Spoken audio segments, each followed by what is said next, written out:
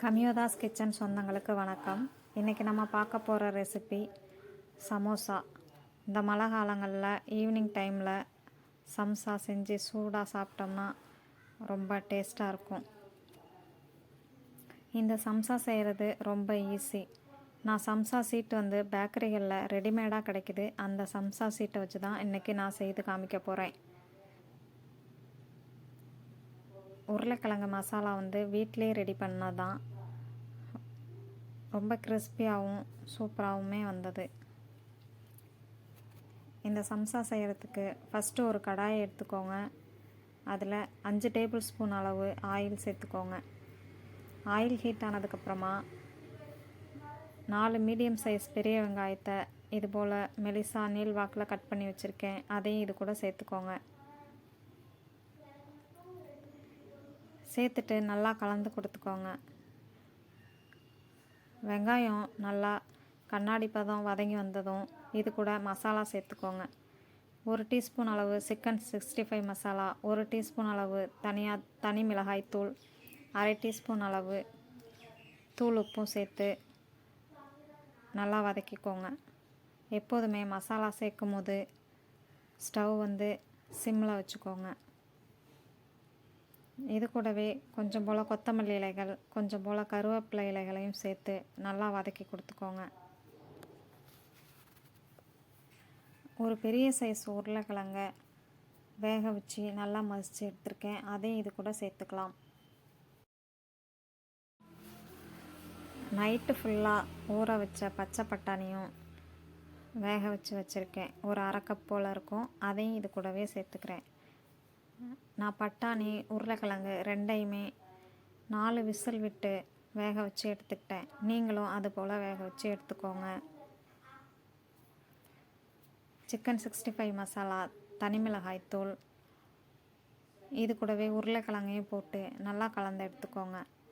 ரெடிமேடாக வாங்கின சம்சா சீட்டில் இப்போ சம்சா செய்ய போகிறோம். அதுக்கு ஃபஸ்ட்டு ஒரு கார்னர் எடுத்து இன்னொரு கார்னரோட ஜாயின் பண்ணிக்கோங்க.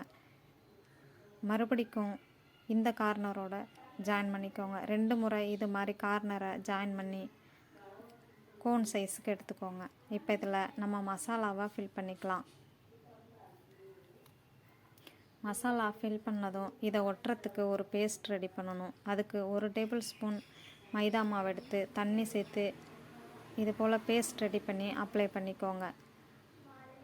சம்சாவை எண்ணெயில் போட்டதுக்கப்புறமா பிரிஞ்சு போகாமல் இருக்கிறதுக்காக தான் நம்ம இது போல் ஒட்டிக்கிறோம்.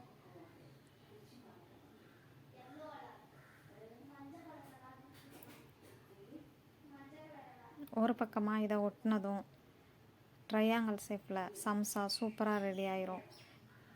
அடுத்த பக்கம் கொஞ்சம் ஓப்பன் இருக்கும். அதுலேயும் நம்ம இந்த பேஸ்ட்டை அப்ளை பண்ணி இந்த சம்சாவை ரெடி பண்ணிக்கலாம்.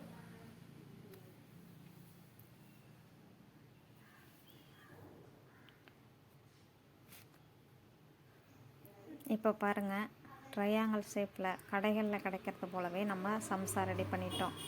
இன்னொரு சம்சாவும் செய்து காமிக்கிறேன் பாருங்கள். நான் ரெடி பண்ண மசாலாவுக்கு 13 சம்சா வந்தது. நான் ஆல்ரெடி கொஞ்சம் சம்சா ரெடி பண்ணி வச்சிட்டேன்.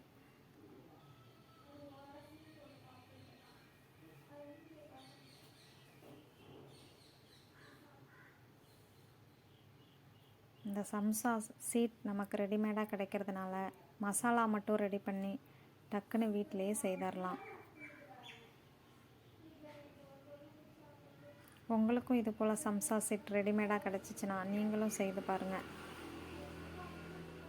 இப்போ ரெடி பண்ணி வச்ச சம்சாவை ஒரு கடாய் எடுத்து அதில் உங்களுக்கு விருப்பமான ஆயில் சேர்த்துட்டு அதில் சம்சாவை எடுத்து போட்டு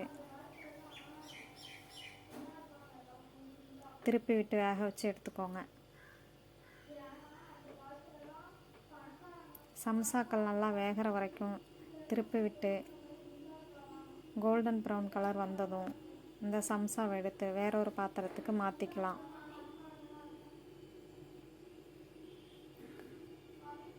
அடுத்து இன்னொரு பேட்ச் சம்சாவையும் போட்டு எண்ணெயில் போட்டு பொரித்து எடுத்துக்க போகிறேன்.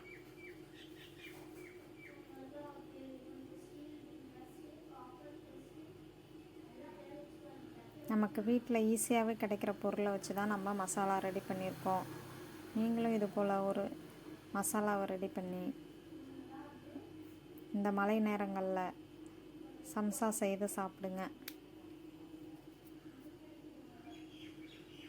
பாருங்கள் எவ்வளோ சூப்பராக வந்திருக்குன்னு. பார்க்குறதுக்கே அழகாக இருக்குல்ல, சாப்பிடவும் ரொம்ப டேஸ்டியாக இருந்துச்சு.